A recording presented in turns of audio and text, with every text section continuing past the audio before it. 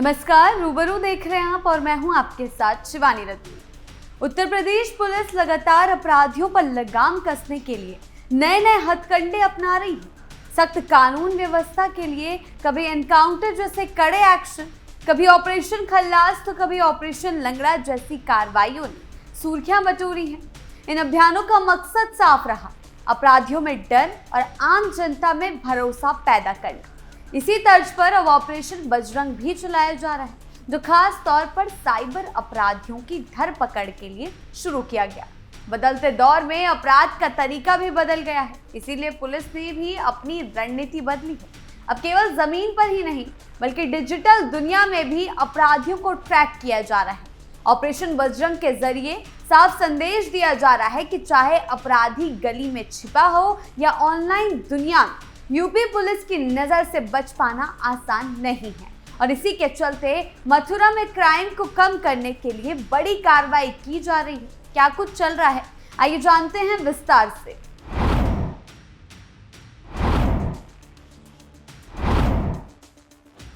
मथुरा में साइबर अपराध के मामले लगातार बढ़ते जा रहे हैं। ये स्थिति केवल शहर तक सीमित नहीं है, बल्कि आसपास के ग्रामीण इलाकों में भी ऐसे गिरोह एक्टिव हो गए हैं, जो लोगों की मेहनत की कमाई को ठगी के जरिए हड़प लेते हैं।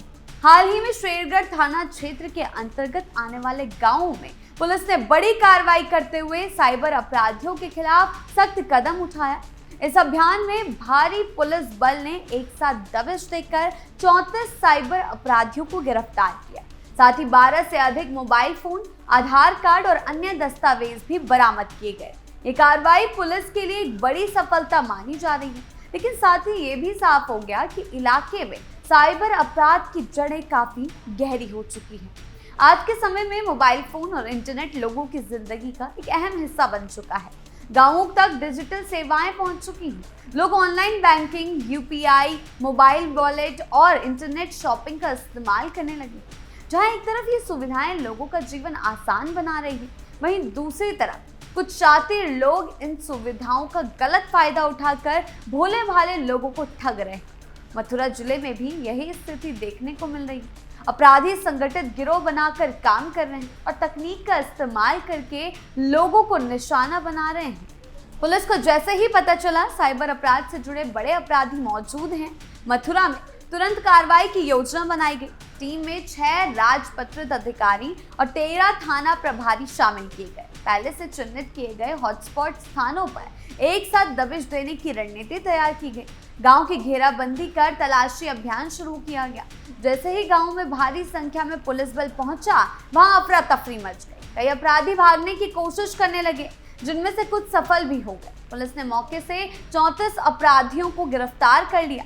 हालांकि 30 से 45 के बीच अन्य आरोपी अंधेरे और खेतों का फायदा उठाकर फरार हो गए। पुलिस के अनुसार ये लोग एक संगठित सिंडिकेट के रूप में काम करते थे। इनके पास अलग अलग जिम्मेदारियां तय थी। कोई फोन कॉल करता था, कोई फर्जी वेबसाइट का लिंक भेजता था, तो कोई बैंक खातों से पैसे ट्रांसफर करने का काम संभालता था। इस तरह ये पूरा गिरोह मिलकर ठगी की घटनाओं को अंजाम देता था। इन अपराधियों का तरीका बहुत चालाकी भरा था। ये मोबाइल फोन के जरिए लोगों को सस्ती चीजों का लालच देते थे, जैसे कि महंगे मोबाइल फोन, बाइक, इलेक्ट्रॉनिक सामान या कोई भी अन्य कीमती चीजों बहुत कम दाम में देने का दावा करते थे। सोशल मीडिया और मैसेजिंग ऐप के जरिए विज्ञापन यानी कि एड्स भेजे जाते थे। जब कोई व्यक्ति इनके जाल में फंस जाता तो उससे Aadhaar card, PAN card, bank detail मांगी जाती थी। कई बार केवाईसी अपडेट के नाम पर भी जानकारी ली जाती थी। लोग ये समझ नहीं पाते कि वो अपनी निजी जानकारी गलत हाथों में दे रहे हैं। जैसे ही अपराधियों को उनकी जानकारी मिल जाती थी, वो कुछ ही सेकंड में लोगों के बैंक खातों से हजारों या लाखों रुपए निकाल लेते थे। कई मामलों में तो पीड़ित व्यक्ति को तब पता चलता था जब उसके मोबाइल पर से पैसे कटने तक के मैसेज आ जाते हैं। यानी कि एक बहुत बड़ा रैकेट चलाया जा रहा है और गांव-गांव तक ऐसे रैकेट्स को अंजाम दिया जा रहा है। कई लोग डिजिटल लेन देन के नियमों और सुरक्षा उपायों से पूरी तरह जानकारी नहीं होती है उनको, जिसका फायदा ये गिरोह उठाता है।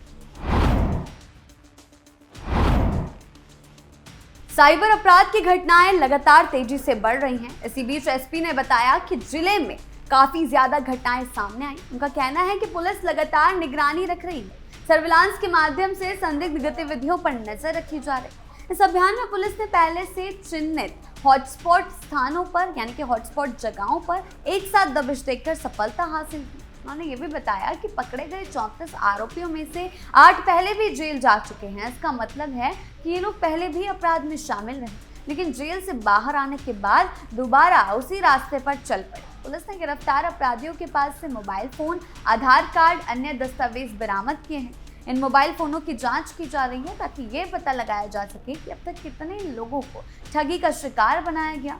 पुलिस ये भी पता लगाने की कोशिश कर रही है कि इस गिरोह के तार किन किन और जिलों से जुड़े हुए हैं या राज्य से जुड़े हुए हैं। फरार अपराधियों की तलाश में भी लगातार दबिश दी जा रही है। ये घटना कई सवाल खड़े करती है। सबसे बड़ा सवाल ये कि आखिर गांव तक के क्षेत्रों में इतने बड़े स्तर पर साइबर अपराध कैसे पनप रहा है। एक कारण यह हो सकता है कि बेरोजगारी, आसान कमाई की लालच कुछ युवाओं को गलत रास्ते पर ले जा रही है। साइबर अपराध का सबसे बड़ा नुकसान आम लोगों को होता है। जो व्यक्ति अपनी मेहनत की कमाई बैंक में सुरक्षित समझकर रखता है, कुछ ही मिनटों में खाली हो जाती है। कई बार लोग अपनी जीवन भर की बचत खो देते हैं। उसी में से अब एक ऑपरेशन बजरंग का डंडा चल रहा है जो साइबर अपराधियों पर पड़ रहा है, क्योंकि ऐसे अपराधियों के खिलाफ ही पुलिस लगातार कार्रवाई कर रही है। एनकाउंटर एक्शन हो, चाहे कोई भी ऑपरेशन खल्लास, ऑपरेशन लंगड़ा, अपराधी चाहे जितने संगठित क्यों ना हो, वो बच नहीं सकते। हालांकि अभी भी कई आरोपी फरार हैं, लेकिन पुलिस का कहना है कि उन्हें जल्द ही गिरफ्तार कर लिया जाएगा। ये कार्रवाई बाकी अपराधियों के लिए चेतावनी है कि साइबर अपराध कोई छोटा अपराध नहीं है, ये सीधे सीधे लोगों की जिंदगी से जुड़ा मामला है। इस पूरी घटना ने ये साफ कर दिया कि साइबर अपराध केवल शहरों तक की समस्या नहीं रही, ये गांव तक पहुंच चुका है। तकनीक का दुरुपयोग करके अपराधी लोगों की भावनाओं और विश्वास का फायदा उठा रहे हैं। उत्तर प्रदेश सरकार के नेतृत्व में योगी आदित्यनाथ की सरकार अपराधियों पर लगातार सख्त कार्रवाई कर रही है। राज्य में कानून व्यवस्था को मजबूत बनाने के लिए नई तकनीक, आधुनिक उपकरण, अलग अलग फॉर्मूलों का इस्तेमाल किया जा रहा है।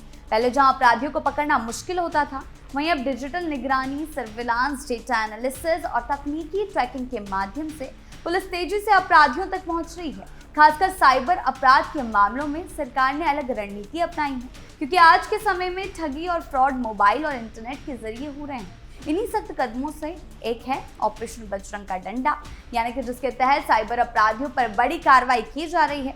इस अपराध का मकसद साफ है। जो लोग तकनीक का गलत इस्तेमाल करके आम जनता की मेहनत की कमाई लूट रहे हैं, उन्हें किसी भी हाल में बख्शा नहीं जाएगा। ऑपरेशन बजरंग के तहत पुलिस ने कई जिलों में एक साथ छापेमारी की। मथुरा में भी इसी ऑपरेशन के तहत छापेमारी की गई, तलाशी अभियान और गिरफ्तारी की कार्रवाई की गई। इस अभियान में स्थानीय पुलिस के साथ साइबर सेल, सर्विलांस टीम और तकनीकी विशेषज्ञ भी शामिल किए गए।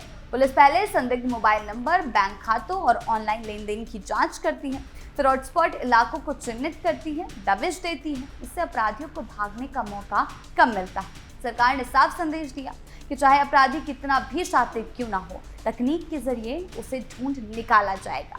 जिन लोगों ने फर्जी कॉल, नकली लिंक, केवाईसी अपडेट या सस्ती चीजों का लालच देकर लोगों से बैंक डिटेल और ओटीपी लेकर ठगी की है, उनके खिलाफ सख्त धाराओं में मुकदमा दर्ज किया जा रहा है। क्योंकि सरकार का मानना है कि साइबर अपराध सिर्फ आर्थिक नुकसान नहीं पहुंचाता, लोगों का विश्वास तोड़ता है। इसीलिए इस तरह के अपराध को रोकना बहुत जरूरी है। ऑपरेशन बजरंग का डंडा के जरिए ये कोशिश की जा रही है कि अपराधियों के नेटवर्क को पूरी तरह तोड़ दिया जाए।